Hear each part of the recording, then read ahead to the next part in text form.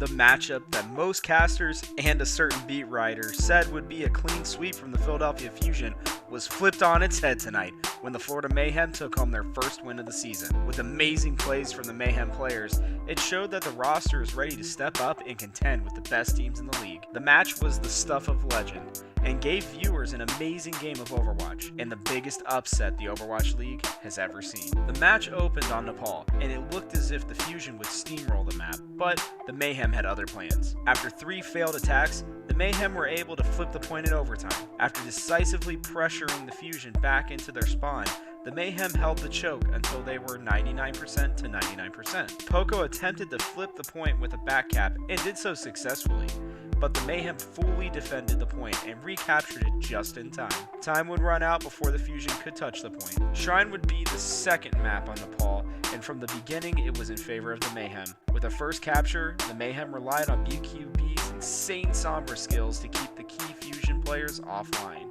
The Fusion struggled to regroup and make the key plays they needed in order to flip the point in their favor. The Mayhem would ultimately take the map and have an early series lead, 1-0. Umbani would start with the Florida Mayhem on the attack, and it was a strong one at that. With Zephyr on Reaper, the Mayhem would take down Sato in their first push and file onto the point with a commanding presence. They would power through point B and would only have to reset twice to make a final push with 1 minute and 30 seconds remaining in their time bank. The Fusion were not going down without a fight, however, and replicated the same attack pushes and would end with 2:26 in their time bank. The next attack for the Mayhem would not be successful, as they failed to secure a single tick. The Fusion would have a difficult time capturing the point, but EQO would be able to send the match into overtime, and with big mistakes made by the Mayhem, the Fusion would be able to take the map and tie up the series 1-1.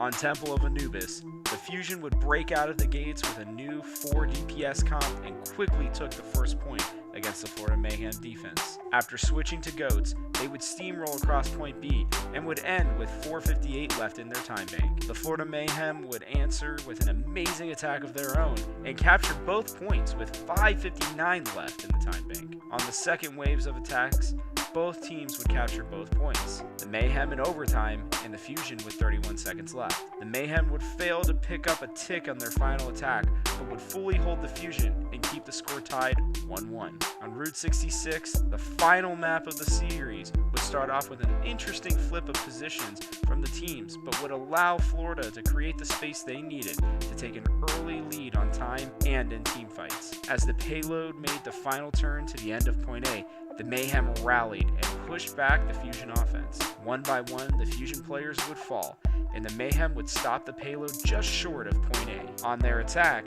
the Mayhem once again used their position flipping technique to quickly dispatch the Fusion defensive line and gained a large chunk of ground. While the payload moved around the final corner from the gas station again, the Mayhem split their attack for a full closing flank to wipe Philadelphia from their path. With amazing tank plays from Swan and Zephyr, the Florida Mayhem would come out on top to take the series and the victory with a final score of 2-1. This week is not over for the Florida Mayhem yet, as they face the Chengdu Hunters on Saturday at 7:30 p.m. Eastern Standard Time. If you love great Overwatch League content, make sure to leave a thumbs up, hit that subscribe button, and hit the bell icon. Now, from our house to yours, thanks for watching.